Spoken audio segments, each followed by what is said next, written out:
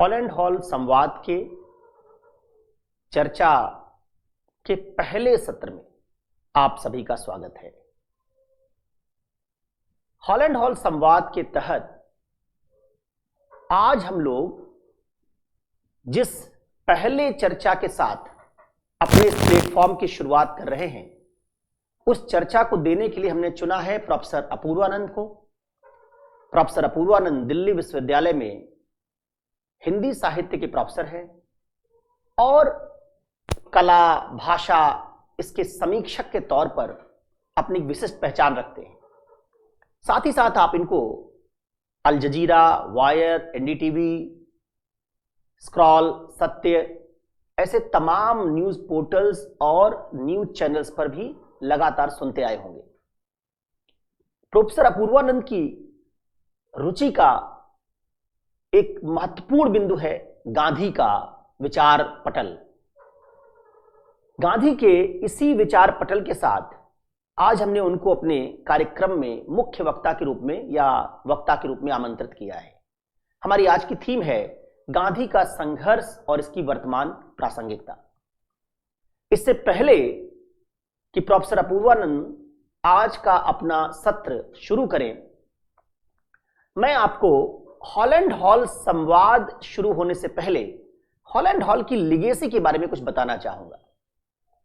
हमारे बहुत सारे दर्शकों को हॉलैंड हॉल क्या है इसके बारे में जानकारी नहीं होगी, तो इस सत्र की शुरुआत में मैं पहले हॉलैंड हॉल के इतिहास और हॉलैंड हॉल है क्या इसके बारे में आपको परिचित करवाता हूं और फिर हम अपनी वैचारिक यात्रा जो आज से शुरू कर रहे हैं, जिसमें एक लोकतांत्रिक विमर्श की शुरुआत हो रही है, आगे आने वाले दिनों में हम इस प्लेटफॉर्म पर वामपंथ, दक्षिणपंथ, मध्यम मार्गी सभी तरह की विचारधाराओं के लोगों को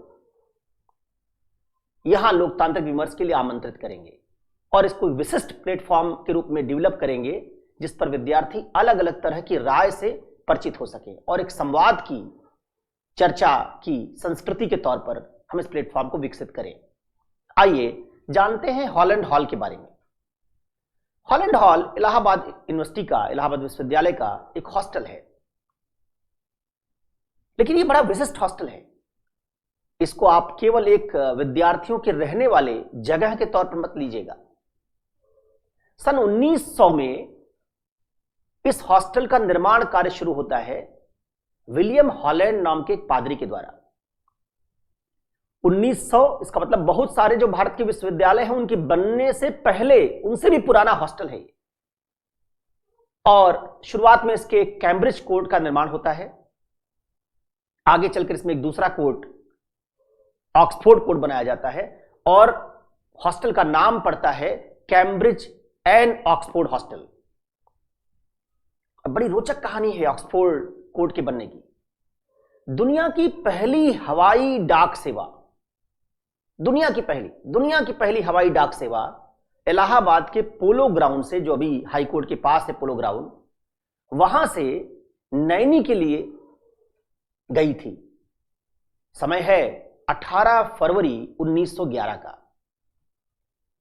इस डाक सेवा में जो शुल्क रखा गया था हर डाक के लिए वो 6 पैसे था। एक जहाज सारे पत्रों को लेकर उड़ा, नैनी तक गया और फिर नैनी से वापस आया। वापसी में जहाज हॉलैंड हॉल के कैंपस में उतरा और उससे जो डाक के ले आने ले जाने से जो 6 पैसे की आय प्रति पत्र पर हुई, उस आय को डोनेट कर दिया गया हॉस्टल के ऑक्सफोर्ड कोर्ट को निर्मित करने के लिए। कैम्ब्रिज कोर्ट पहले बन चुका था और उसके बाद ऑक्सफोर्ड कोर्ट का निर्माण होता है और उससे हॉलैंड हॉल 2 ब्लॉक्स, एक कैम्ब्रिज ब्लॉक, एक ऑक्सफोर्ड ब्लॉक, इन 2 ब्लॉक्स के साथ अस्तित्व में आता है। अपने अस्तित्व में आने के बाद से यह हॉस्टल एक स्पोर्ट्स हॉस्टल के तौर पर अपनी एक विशिष्ट पहचान रखता है, क्योंकि इलाहाबाद यूनिवर्सिटी में स्पोर्ट्स कोटा से आने वाले ज्यादातर विद्यार्थी इस हॉस्टल में रहते थे।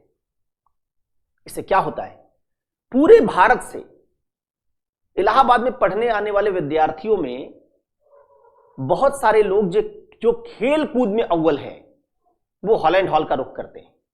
तो एक ऐसा हॉस्टल बनता है जहां पढ़ाई लिखाई के साथ स्पोर्ट्स का कल्चर शुरू से रहा। इस कारण इस हॉस्टल में नॉर्थ ईस्ट के राज्यों नागालैंड, मणिपुर, मिजोरम, यहां के राज्यों से, बहुत सारे राज्य बाद में बने, लेकिन जो राज्य आज के नाम जिनको आप जानते हैं आज के नाम से, वहां से लोग आए और इस हॉस्टल में रहे। ऐसे ही बंगाल, बिहार, उड़ीसा, सारी जगहों से लोग यहां इकट्ठा हुए, तो इसका एक कॉस्मोपॉलिटन कल्चर बना। इस हॉस्टल में जो लोग रहे और जिन्होंने इस हॉस्टल को गौरवान्वित किया, उनमें लेखकों, कलाकारों, साहित्यकारों और सिविल सर्वेंट से लेकर बड़े बड़े नेता तक शामिल रहे। नेपाल के पूर्व प्रधानमंत्री हमारे इनमेट रहे इस हॉस्टल के। एससी जमीर नागालैंड के मुख्यमंत्री, वो इस हॉस्टल के इनमेट रहे। एक बड़ा रोचक नाम है आदित्यनाथ झा का। इलाहाबाद के बहुत सारे जो लोग होंगे वो दो नामों से परिचित हैं, गंगानाथ झा और अमरनाथ झा। ये दोनों पिता पुत्र हैं। गंगानाथ झा पिता हैं, एएन झा पुत्र हैं। दोनों इलाहाबाद विश्वविद्यालय के वाइस चांसलर रहे और एएन झा साहब तो इलाहाबाद यूनिवर्सिटी के भी वाइस चांसलर रहे और सर्वपल्ली राधाकृष्णन के बाद, जो बाद में भारत के राष्ट्रपति बने, सर्वपल्ली राधाकृष्णन के बाद ये बीएचयू के भी वाइस चांसलर रहे। तो एएन झा साहब ने दो बड़ी यूनिवर्सिटीज के वाइस चांसलर का दायित्व निभाया है।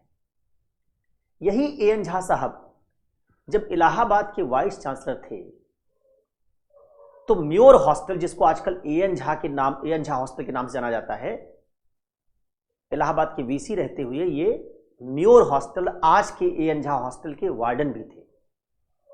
और इनको अपने भाई आदित्यनाथ झा के लिए जब हॉस्टल चुनना पड़ा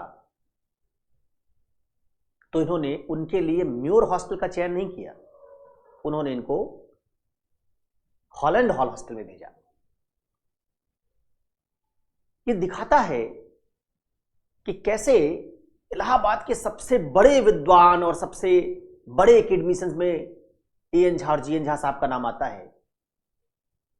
उनमें एएन झा साहब अपने भाई आदित्यनाथ झा के लिए हॉलैंड हॉल का चयन करते हैं।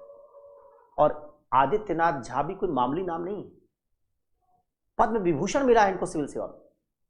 1936 में आईसीएस में गए, नेशनल एकेडमी ऑफ एडमिनिस्ट्रेशन, जिसको आज आप लबासना के नाम से जानते हैं, इसको पहले नेशनल एकेडमी ऑफ एडमिनिस्ट्रेशन के नाम से जानते थे, इसके पहले डायरेक्टर थे ये। भारत के ईस्टर्न प्रिंसली स्टेट्स के, अंग्रेजों की आजादी से पहले जो ईस्टर्न प्रिंसली स्टेट्स थे उसके सेक्रेटरी थे, आईसीएस में थे, वहां से इंडियन पॉलिटिकल सर्विस में गए और आजादी के बाद उत्तर प्रदेश के चीफ सेक्रेटरी रहे। साथ ही साथ आदित्यनाथ झा साहब बनारस के संस्कृत यूनिवर्सिटी के वाइस चांसलर भी रहे। तो इतनी डाइवर्सिफाइड पर्सनालिटी है आदित्यनाथ झा की, वो हॉलैंड हॉल में रहे। ऐसे बहुत सारे किस्से हैं। विष्णु सहाय साहब का नाम आप में से बहुत सारे लोगों ने सुना होगा, शुरुआती दशक के आईसीएस ऑफिसर्स में से हैं, जिन्होंने, उनका इसलिए भी जिक्र होता है कि कहते हैं वर्गीज कुरियन को उन्होंने ही न्यूजीलैंड डेयरिंग पढ़ने के लिए भेजा था। 2 बार कैबिनेट सेक्रेटरी रहे भारत के विष्णु सहाय। ऐसा बहुत कम नाम आप सुनेंगे जो कैबिनेट सेक्रेटरी आईसीएस में, आईएएस में सबसे बड़ी पोस्ट है, आईएएस में सबसे बड़ी पोस्ट है, और 2 बार कैबिनेट सेक्रेटरी रहे, कई राज्यों के राज्यपाल रहे, वो हॉलैंड हॉल में रहे। अब ऐसा नहीं है कि हॉलैंड हॉल में केवल आईसीएस ऑफिसर, आईएएस ऑफिसर ही रहे। आप, एक रोचक किस्सा जुड़ा है, मैं आपको सुनाता हूं। अजय घोष यहां के रूम नंबर 8 में रहते थे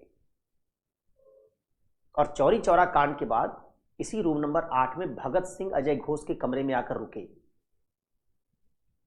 और यहीं से फिर दोनों चंद्रशेखर आजाद से मिलने कानपुर गए। तो ये क्रांतिकारिता का भी एक अड्डा था। यहां के विद्यार्थी केवल सिविल सेवा में जाते थे ऐसा नहीं, वो खेल कूद में तो अव्वल थे ही, उसका तो जिक्र मैं आगे आने वाले सत्रों में करूंगा। क्रांतिकारिता में भी इस हॉस्टल का एक नाम रहा है। साहित्य में भी आप राम कुमार वर्मा, भगवती चरण वर्मा, दूधनाथ सिंह, ऐसे तमाम हस्ताक्षर पाएंगे जो इस हॉस्टल से जुड़े रहे, इसमें रहे, इसके इनमेट्स रहे। अब ऐसे हॉस्टल कि जो आज की दशा है वो बड़ी दयनीय है। इलाहाबाद विश्वविद्यालय का भी पतन हुआ है। अगर उसके स्वर्णिम दिनों की तुलना करें हम आज के इलाहाबाद विश्वविद्यालय से, तो उसका पतन है। साथ में इस छात्रावास का भी पतन हुआ है। तो संवाद का जो ये मंच है, इससे हम आज के हॉलैंड हॉल हॉस्टल के विद्यार्थियों और इलाहाबाद यूनिवर्सिटी के विद्यार्थियों दोनों के लिए एक लोकतांत्रिक प्लेटफॉर्म विमर्श का तैयार करने की कोशिश कर रहे हैं, जहां आने वाले दिनों में बहुत सारी चर्चा अलग अलग विद्वान आकर करेंगे। और इस चर्चा के माध्यम से हम इलाहाबाद यूनिवर्सिटी की जो पुरानी चर्चा की संस्कृति, लोकतांत्रिक संस्कृति रही है, इसका गौरवशाली इतिहास रहा है, उसको इस प्लेटफॉर्म से जीवित करने में अपना थोड़ा योगदान दे सके, तो हम मानेंगे कि यह सफल रहा। इस कड़ी में ही